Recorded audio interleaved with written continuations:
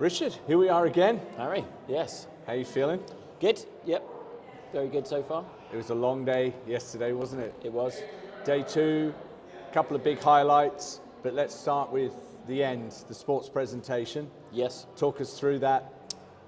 We had two podiums yesterday. We had Rion and Isla, both finishing second in their division, under 14 girls and under 12 girls. Brilliant achievement for both of them.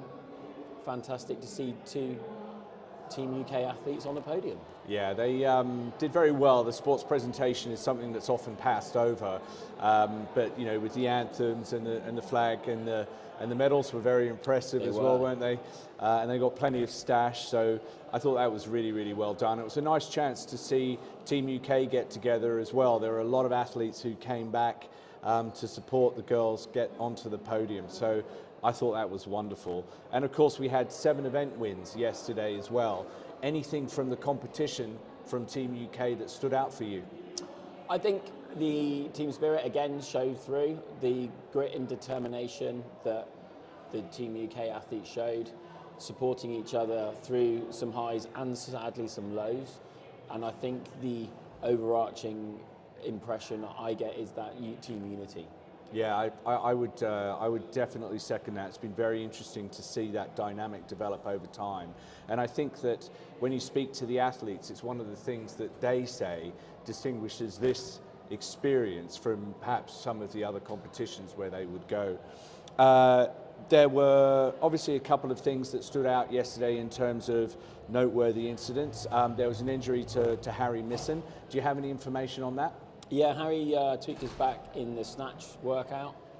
He's had some treatment, he's been assessed by the coaches, and we're, as a coaching team, we're keeping an eye on him. He's decided he wants to do event 5 because he feels that that's the skill workout. Skill workout is rope climbs, handstand walking. Which he should probably win that event, you would have thought. He stands a very good chance of doing really well in that, and he doesn't think that the injury will be aggravated by that workout.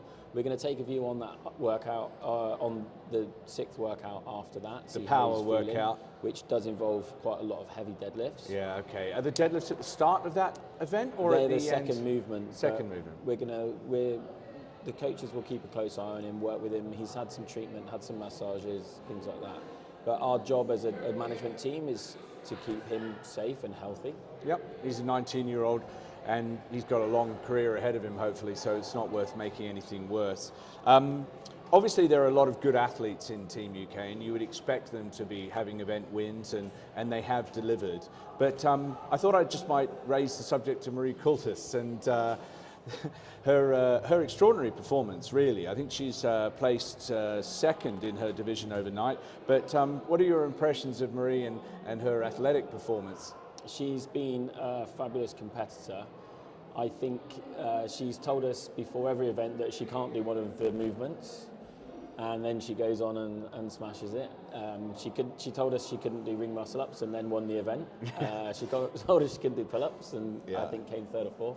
Yeah. She's been a fabulous competitor to work with. Yeah. I'm really looking forward to working with her more in the future. Yeah, it is. And then also, I think yesterday, obviously, you know, 3rd and 4th events took place, so the leaderboard gets closer and closer together, doesn't it? And there are some really interesting matchups taking place. I think the female open is quite interesting with Ella Wilkinson, and the Swiss athlete. I think she won the Open, CrossFit Open last year, didn't she?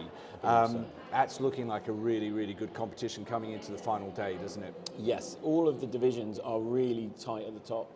There were some leads opened up early on day 1, but everything seems to have just condensed a little.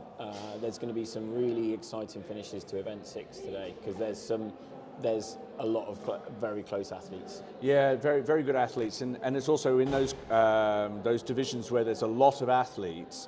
The value of a place is quite small. You know, yes. I think in the open division, it's only 2 points between a placing, so it can be hard to make big movements on day 3. So it'll be interesting to see what happens there. You saw Tom Kingdon on his strength event. Yes. Any thoughts on what happened there? I think Tom will be the first to admit he was disappointed with how he placed. It was a very technical event, snatch, hang snatch, overhead squat, and in that very restricted time frame of a 1 minute window, if you miss a lift, you're under pressure. He sadly missed a lift and sort of gave himself a little bit much to do. Tom looked really disappointed. He did, didn't really he? upset. And you know, hopefully he can bounce back from that today with 2 strong performances and push himself back into contention. Well, it'd be great to see him on the podium at the end of tomorrow. But he's at 4th place overnight, I think, isn't he? So that should be good. And then finally, we've talked about the events, but the power event, event 6, it's a great way to finish a competition, isn't it? It's going to be fast, it's going to be furious, it's going to be leave it all out on the floor time. It's going to be a great event to watch. Yeah. I'm really looking forward to the final couple of events and seeing the team do their strategy, seeing the individuals doing their last event. Is going to be pretty spectacular. Yeah, and then hopefully a lot of podiums after that. Well, hopefully, and I think with expectation too.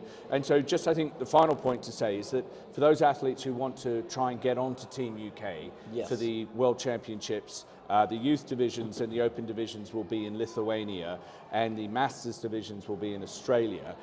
How do those athletes get themselves into a contention to be selected for Team UK? So we need as many sign-ups to the IF3 National Championships. That's going to be kicking off in January.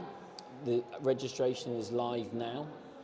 The way that anyone can qualify is through that competition. Yeah, the only way you can get into the finals of the BF3 National Championships is to go through the qualifiers. We will select the team that goes to those championships from those finals. So yeah, you've got to sign up now, go through those qualifiers and see how you do. There will be a link on this video. Sign up for the BF3 National Championships and you may be in one of the competitions next year to be world champion. Well, let's face it, Rich, I'm not going to be anywhere near even the qualifiers, but I think, for the good athletes out there, there will be a lot of place Probably there. not me either. I know it is. All right, Mucker. Thanks very much indeed. Cheers, Rich. Harry.